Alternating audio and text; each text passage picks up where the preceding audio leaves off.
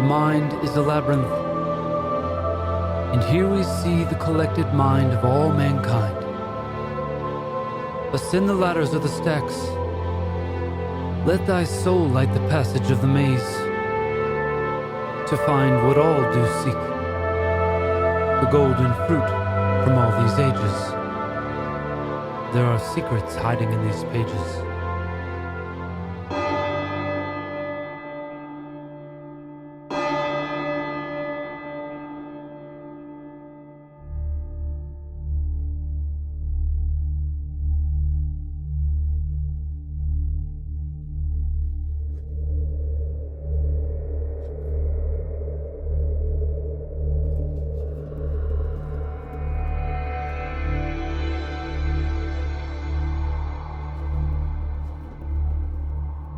In the ruins of a temple, there may with luck be statues and inscriptions.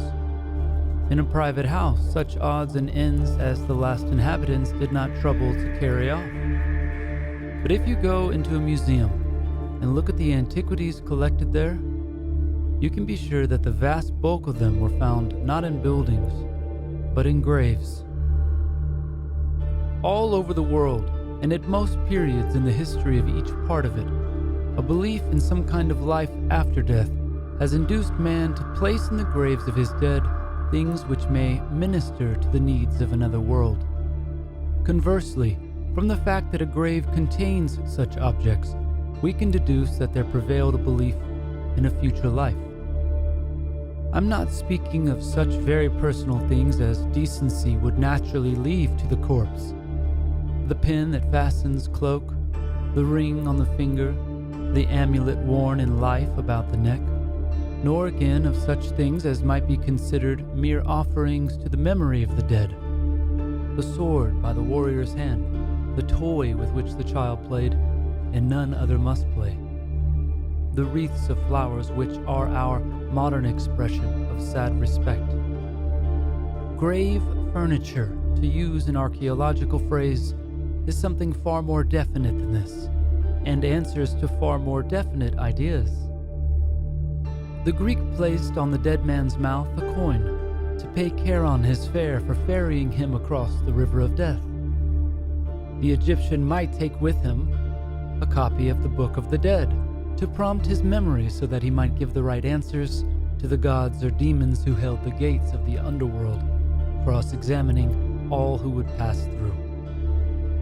In Mesopotamia, vessels of food and drink provide sustenance for the long journey which the dead must undertake. And during one period, these vessels are stacked on a boat made of bitumen, implying that the journey must be made by water. But the journey is not everything. There is the whole life of the next world. And because it is difficult to imagine life otherwise than in the terms of that which we know, it is assumed that man's occupations and needs hereafter will be very similar to what they have been in the past. The next world is a continuation of this. Whatever, therefore, a man used and required in his lifetime, he will use and require after death. The woman takes her spindle, her needle, her mirror, and her cosmetics. The jeweler, his balance and weights. The carpenter, his saw and chisels. The soldier, his weapons of war. The king must be provided with a goodly sample of his pomp on earth. The Viking leader is laid in his barrow on the deck of his beaked galley, with all his gear about him. The Sumerian king has not only his treasure of gold and silver, alabaster, lapis, and bronze, but the bodies of his slaughtered court to bear him company and to minister to him in his new sphere of royalty.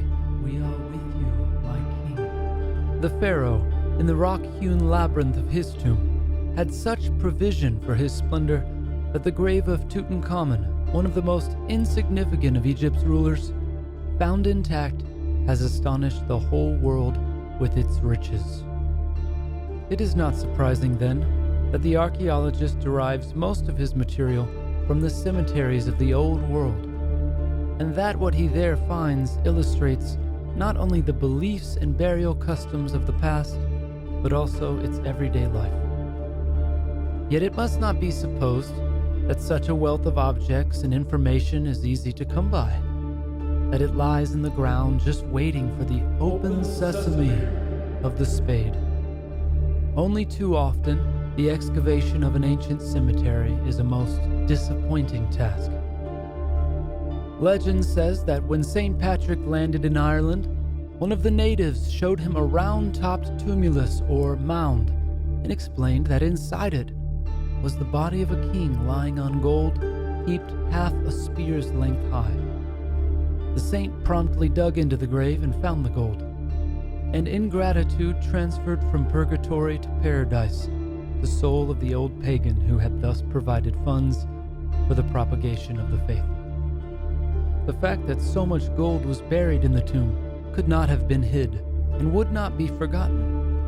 When a new race enters the land or a new religion takes the place of the old, the superstitious fears which guarded the treasure lose their force and the tomb is looted. Even without such a change, avarice may prove stronger than piety. At we can trace in the soil of the great cemetery the tunnels by which thieves made their way down underground to the royal tombs when the whereabouts of these were still definitely known, perhaps marked by chapels built over them on the ground surface. Of all the tombs of the pharaohs and the Valley of the Kings at Thebes, only one, that of Tutankhamun, was overlooked by the robbers. And the robbers were early at work. We actually possess the written minutes of a commission which was appointed by the pharaohs of the 20th dynasty to inquire into the wholesale plundering of those very tombs in the Theban valley. Nor was such plundering confined to the wealth of kings. Of the ordinary rock-cut tombs of Egypt, 99% have been looted in antiquity, and most of the remainder have been spared only because it was known that their contents were not worth the risk and labor of breaking into them. From the plundered graves, the modern archaeologist may hope to recover objects which the old thieves overlooked or deliberately discarded. In the rare cases where he comes upon a tomb intact, he cannot help indulging in high hopes. But sober experience warns him beforehand that in all probability there is little to reward him there.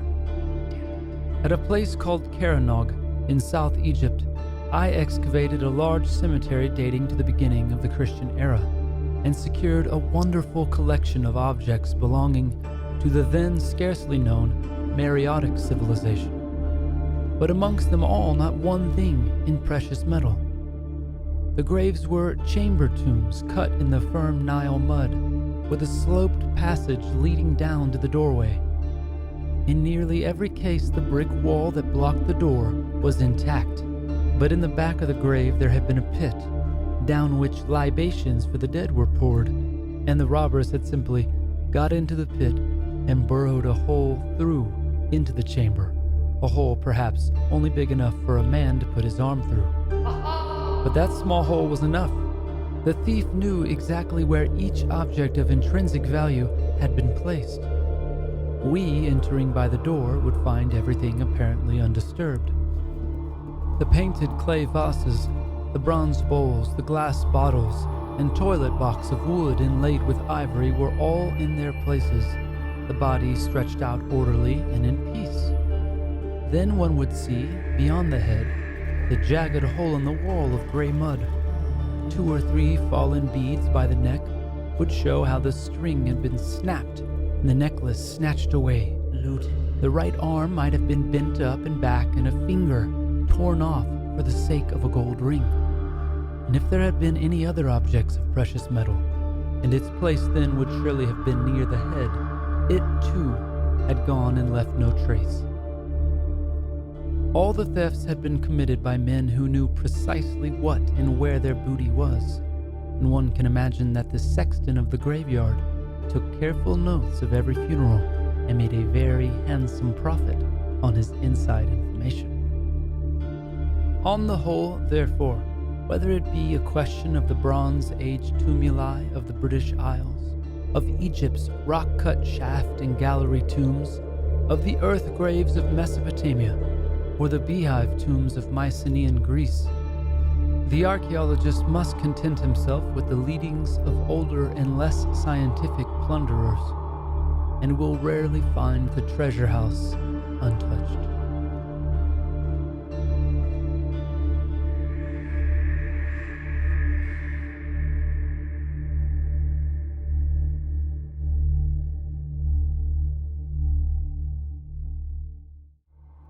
What an interesting drama this is.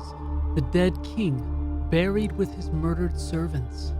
The gravekeeper taking secret notes of valuable inventory only to trade it for a cut of the bounty. An archaeologist opening an ancient sealed tomb only to discover he's late to the party. And yet it becomes even more interesting when we start considering some deeper questions. While we know why the looters loot, what is the archaeologist doing in the tomb? He's following clues, intent on unraveling the mysteries of history. Why do humans do this? What are we looking for? Is it ethical to dig up graves? We lay our dead to rest, often with a holy and solemn ceremony, marking the sanctity of the person and the place, only to have it dug up by future generations. We're angered by those who disturb the dead in search of riches, yet we condone digging in search of information? Is knowledge not a kind of wealth? So much like the looters, are we also filled with avarice, if only of a different kind? Humans love to dig.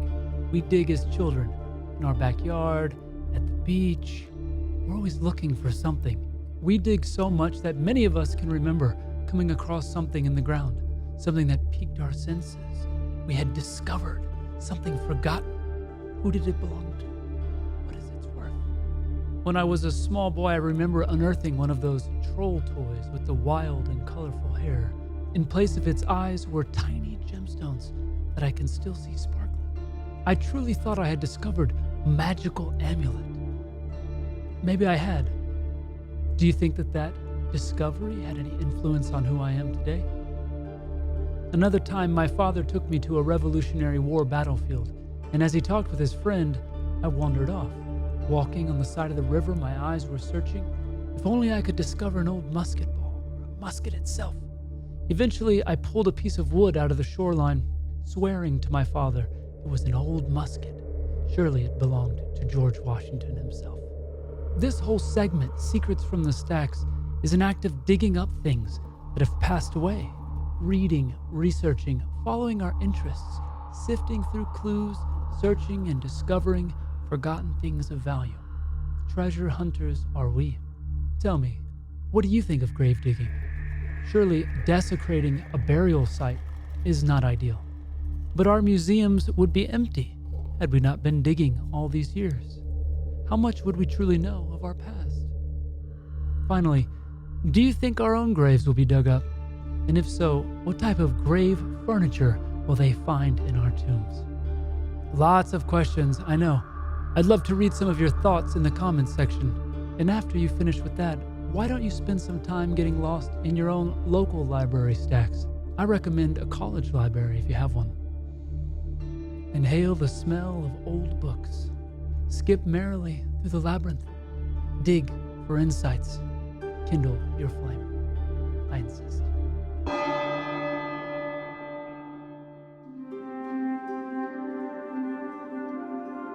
There is always more to learn.